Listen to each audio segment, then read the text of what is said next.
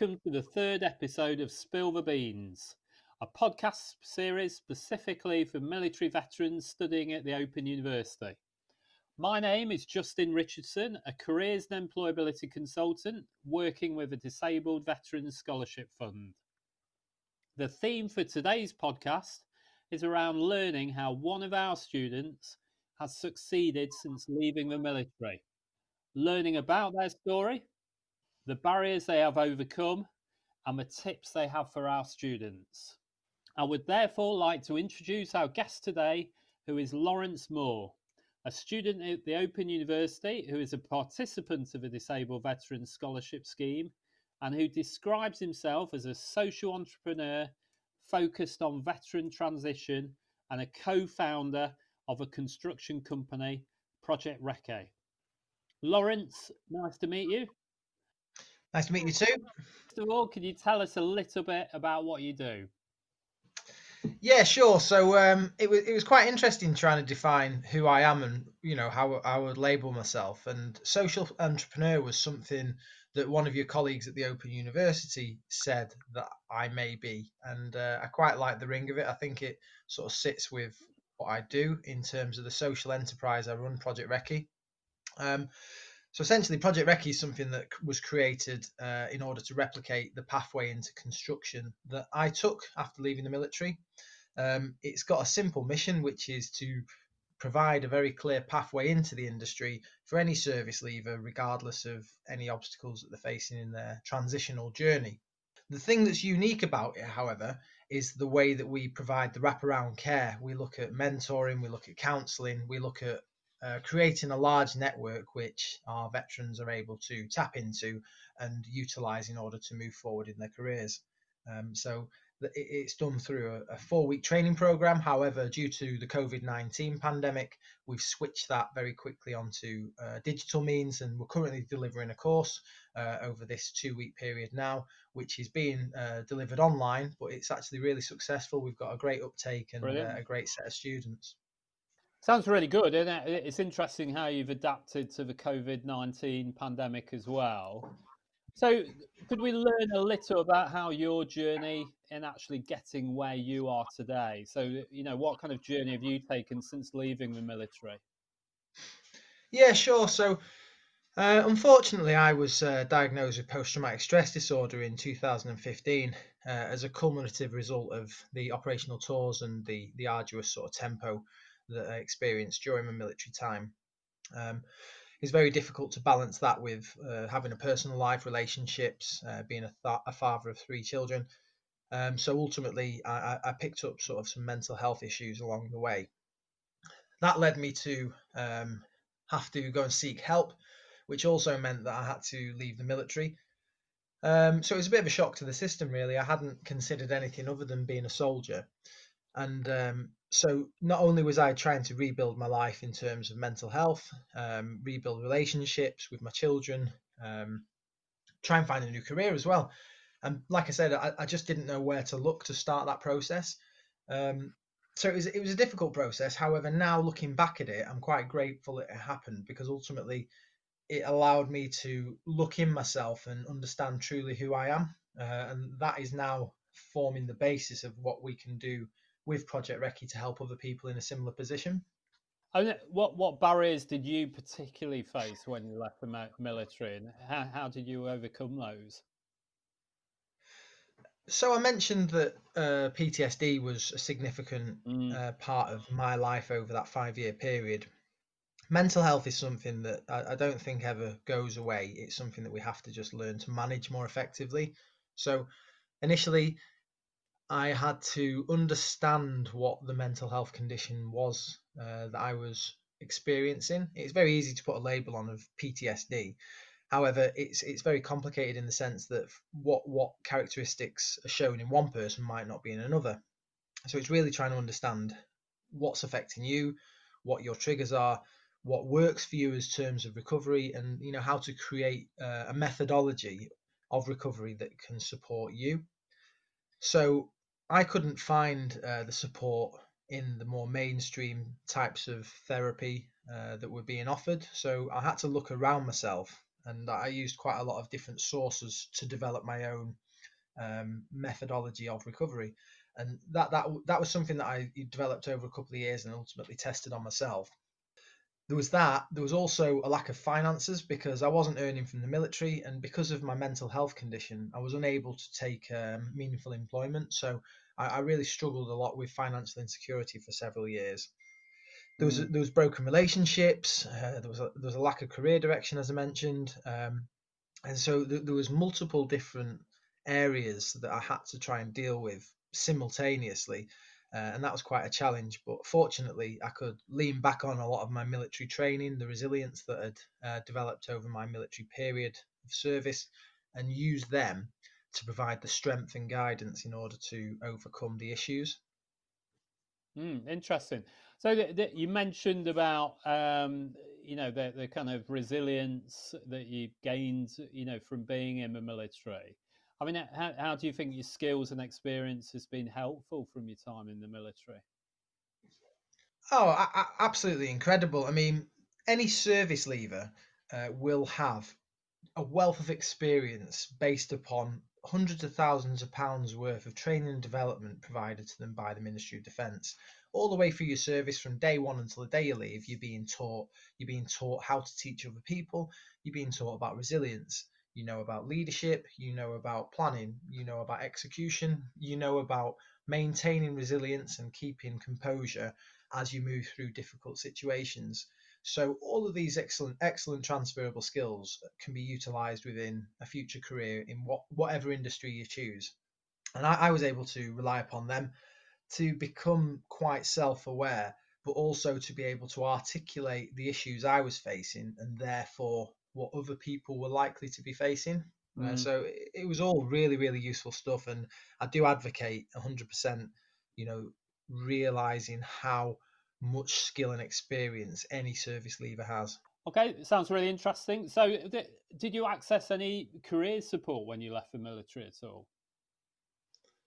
Because I was wounded, injured, or sick soldier, or what's known as WIS, I was immediately given access to quite a lot of enhanced support from a lot of military charities. So the main focal point of the support I received was from the likes of Help for Heroes, Walking with the Wounded, the Officers Association, the Royal British Legion, and there was just so many fantastic people right across all of those organizations who I still work with to this day, who were able to offer me excellent insights into why maintaining fitness is so important for your mental health. They gave me new methodologies and new techniques that I could use on myself, Mm. and so this is where I was able to really formulate an idea about what worked for me. I was able to cherry pick the best bits that all of these different organizations were offering, and create a bespoke product which I could utilize in my own life.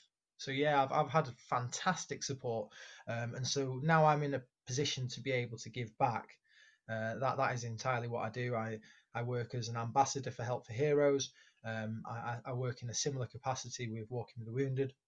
I'm able to offer webinars and do advice with the Officers Association, and I work in tandem with the Royal British Legion in Manchester on the current Project RECCE courses. Excellent.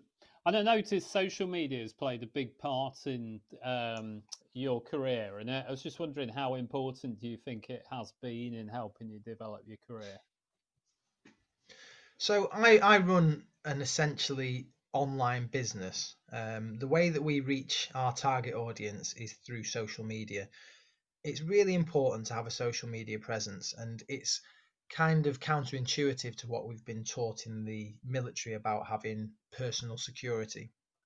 In order to network effectively in the civilian world, you have to have an online presence, whether that's a really strong LinkedIn profile that you can start to network outwards from, or if you want to remain part of military communities across Facebook, and there's multiple different organizations and pages on there that you can tap into to maintain that social connection. Mm. So it's really important. I was quite fortunate that I worked briefly with a digital car finance business, and I was able to learn very quickly about marketing from a digital perspective, how to do graphic design, how to create videos, how to write decent blog articles. And so all of that skill I learned early on in my transition, I've been able to bring forward and use to great effect now within Project RECCE. But bottom line is, it's really important to have a strong online presence nowadays. Yeah, it sounds like it's really played an important part there. And how do you feel studying at the Open University has helped you so far? It's quite interesting. So I was really fortunate to be able to take advantage of the Disabled Veteran Scholarship Scheme, and I started doing a environmental management and technology degree. However, once I'd started with Open University, I then saw that there was a student entrepreneurship competition, and so I decided to apply for it with Project RECCE. I was very lucky to win first prize, and so since that occurred last year, it's just been absolutely phenomenal in terms of what's happened with the Fantastic. Open University. I was given a promotional video which was created by Wise Guys Productions. Absolutely fantastic, and it really showcases what we do. I'm obviously speaking on this podcast with yourself now, Justin, and also it's just the network and the people that have been reaching out to me from across the Open University and offering advice, offering support. Most recently, during the COVID-19 crisis, one of your colleagues, Ronald McIntyre, reached out and said that he would be able to help me to develop the face-to-face course we run into a digital version, because that's his expertise. And so we listened to all his amazing advice, and we've been able to launch this digital product very quickly as a result. Wow, sounds like you've really adapted quickly to it.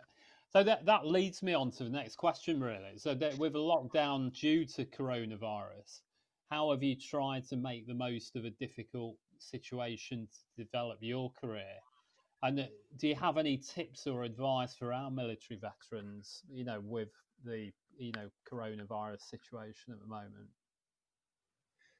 So in good sort of military style, um, I looked at a situation that was changing and considered how to very quickly change the plan. We have to remain agile and adaptive within the military, and that's certainly what you've got to do in face of unforeseen crises such as corona.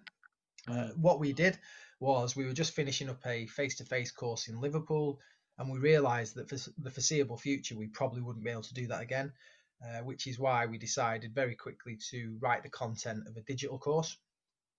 With immediate effect as well, we started to run twice daily webinars for our existing community. So in the morning we would do a counselling session, and in the evening we would do just a brief catch up and an opportunity to have that social interaction. And so we found that there was a really good opportunity to use all of that great transferable skill from the military in terms of resilience and share that with the wider community.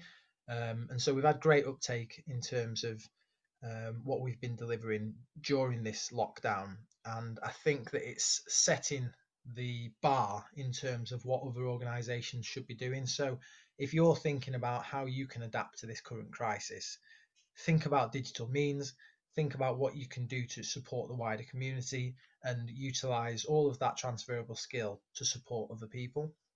Okay, so what tips would you give for our military veteran students as they try to develop or forge new careers? Sure. I think that the key to developing your new career outside the military is understanding what you have within your toolbox, what your transferable skills are, what your competencies are, and then how to translate them into a language that future employers within the civilian world will understand. It's really important to find something that you're passionate about as well, because when you join the military, it's highly likely that you had a clear passion towards that vocation. You need to find something which is equal to that passion that you felt for the military. Um, and once you've understood that, you then need to identify how to best prepare yourself to get into the career that you want to get into, the field that you want to get into. And by using schemes such as the Disabled Veteran Scholarship Scheme, you'll be able to find out a course which is suitable for you to undertake and complete in order to get you to that destination more effectively. So it's about communication. And this is the same with LinkedIn as well, or having an online presence. You need to make sure that you can communicate effectively with a new network. And so it's about understanding where you want to go, what courses you need to take in order to get there, creating a network to help you along the way, and then communicating effectively in order to secure employment within that particular field. Great, some really good advice there. At the start, you obviously talked about Project RECCE, your own training project. Are there any opportunities our students might be interested in as part of your project? Yeah, absolutely, Justin.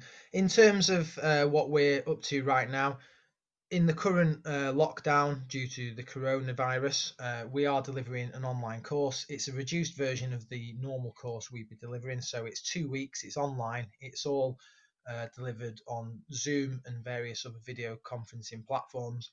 So people can tap into that from wherever they are in the UK as long as they've got internet connection. And this will give you a really strong insight into A, who you are and where you're trying to go, but also B, the wider construction industry and where you can fit into that. I'm an advocate of the construction industry being a great career for people from the military to go into. And I think that once you open your eyes to the availability of options within that industry, you'll realize that there's something for everyone. So if you wanted to get involved and sign up to a future course, you just need to go onto our website, www.projectrecce.org, and then there's a little drop down menu, which is where you can sign up to the online learning. It's as simple as that. Okay, that's great. So thank you, Lawrence, for speaking to us today. Certainly sounds like you've had a really interesting journey to get where you are now, and the projects you've been involved in certainly sound worthwhile in helping military veterans. And you mentioned obviously the website, Project RECCE. RECCE is spelled RECCE, is that right? Yes. Yeah, great. Okay, well, that concludes our third podcast. Don't forget, if you are looking to develop your career further, the Open University Careers Service and the Disabled Veterans Careers Team are available throughout your time at university to support you with your career. So to find out more and to book an appointment with one of our team, simply go to www.open.ac.uk/careers. So have a great day and don't forget to tune in for the next podcast.